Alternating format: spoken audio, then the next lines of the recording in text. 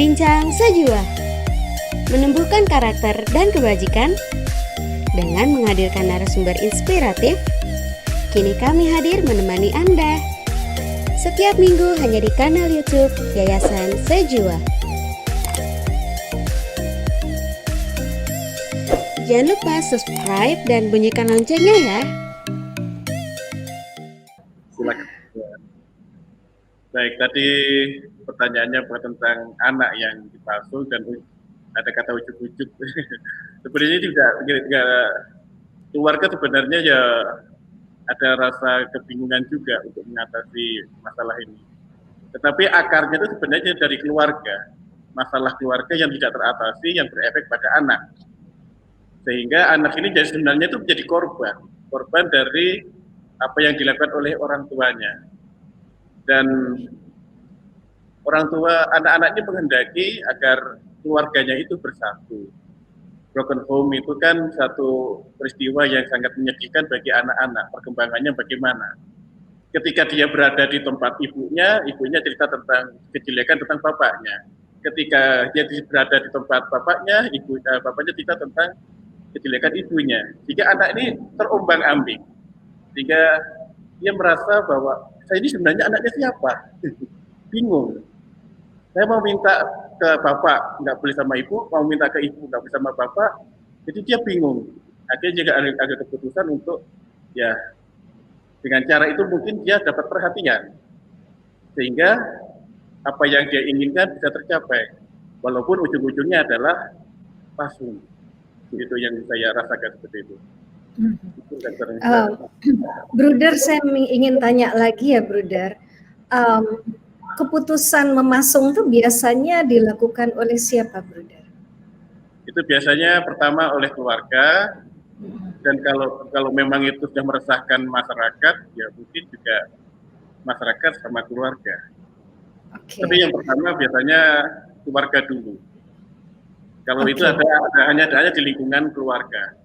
Tapi kalau dia sudah mulai merusak, mungkin sudah mengganggu orang, bikin orang lain yang melewati di rumahnya itu karena ketakutan, mungkin kejar-kejar pakai parang macam itu.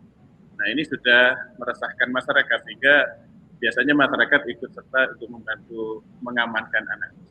Iya, apakah para orang tua dan katakanlah masyarakat di sekitarnya tidak mengenal adanya klinik jiwa atau adanya profesional yang bisa membantu sebetulnya, paling tidak memberikan arahan seperti apa begitu?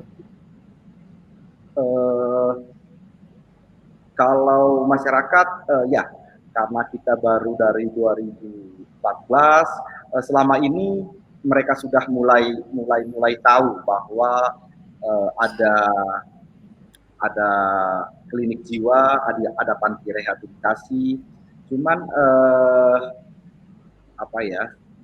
mungkin saya memberikan pendapat pandangan yang lain ya. Ini mungkin karena mungkin satu adalah budaya juga sangat mempengaruhi pola asuh atau perilaku orang tua terhadap anak. Misalnya saja di tempat kami ini anak laki-laki itu masih menjadi sesuatu yang sangat-sangat ditunggu-tunggu. Misalnya orang sudah punya 4 orang anak dan semuanya adalah perempuan, dan kemudian tetap harus mencari anak laki-laki, dan kemudian ya disitulah mulai muncul bahwa anak laki-laki itu lebih dari anak-anak perempuan ya. Jadi startnya itu mulai dari situ.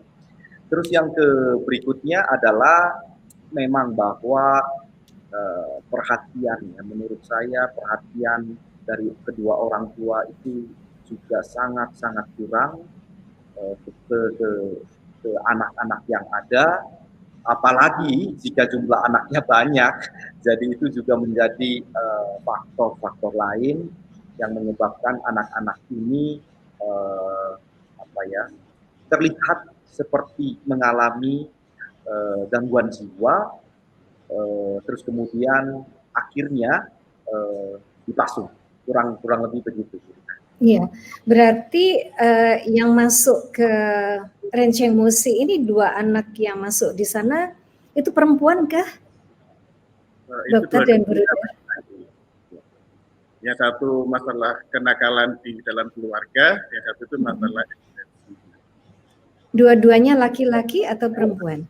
Laki-laki semua. Laki-laki. Ya. Karena tadi masalah budaya kan yang laki-laki dianggap lebih berharga begitu ya. Nah, tetapi kok justru mereka tidak mendapatkan perilaku treatment yang baik dari orang tua ya? Ya. Mungkin Kira-kira. itu tadi yang di dalam panti ada 2, tapi untuk yang kami sudah tahu ini kurang lebih ada 3 atau 4 itu di rumah dan itu perempuan semuanya. Jadi umurnya juga kurang lebih 17-18 tahun. Terus kemudian memang bukan dipasung seperti orang gangguan jiwa pada umumnya ya. Tapi ya tetap kami anggap pasung seperti misalnya mengunci di dalam kamar, mengunci anaknya di dalam kamar kalau mereka keluar dari rumah pergi kerja. Jadi anaknya itu dikunci di dalam kamar.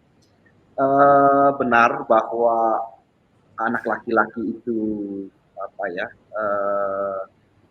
berharga, Dibedakan.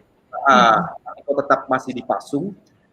Itu dia, saya juga belum paham benar kenapa kok mereka ya itu tadi ujuk-ujuk memasungnya dan lain-lain. Iya. Oke, jadi mungkin menjawab pertanyaan Dika tadi, treatment bagaimana sih yang seharusnya terjadi pada anak? Iya, Dika, kalau kita bicara gaya pengasuhan kan ada pengasuhan yang agresif ya, orang tua yang percaya bahwa harus melakukan pendisiplinan yang keras kepada anak-anak. Nah, tentunya ini akan membangkitkan kemarahan pada anak begitu, dan yang sudah memiliki gejala-gejala kejiwaan begitu ada kemungkinan ini membangkitkan mereka menjadi lebih agresif juga pada anak-anak ini. Nah, kemudian ada juga gaya mengasuh ya yang pasif, semua dibiarkan ya, anak boleh melakukan apapun. Tentu ini juga menjadikan anak yang tidak berdisiplin ya, cuek ya, tidak memahami tanggung jawabnya, perilaku yang berdisiplin jelas jauh dari anak-anak yang orang tuanya membiarkan. Nah, jadi dua-duanya tadi yang negatif tentunya. Nah, tapi ketika seorang anak siapapun mereka, apakah mereka itu punya gejala kejiwaan atau anak-anak yang dianggap baik-baik saja begitu ya, secara emosi dan kesehatan jiwa, tentunya kita membutuhkan para orang tua yang punya kemampuan untuk mengasuh anak ya, yang nurturing, memberdayakan mereka ya, berbicara dari hati ke hati, membantu mereka, mendukung mereka ya, dan betul-betul berempati dengan perasaan-perasaan mereka. Dan aku yakin ketika mereka punya kegalauan itu tidak sampai terjadi agresif ketika mereka difahami begitu. So ini yang kita butuhkan di dalam pengasuhan ini. Mungkin sementara itu karena banyak banget yang kita mau. Bincang Sejiwa, menumbuhkan karakter dan kebajikan dengan menghadirkan narasumber inspiratif.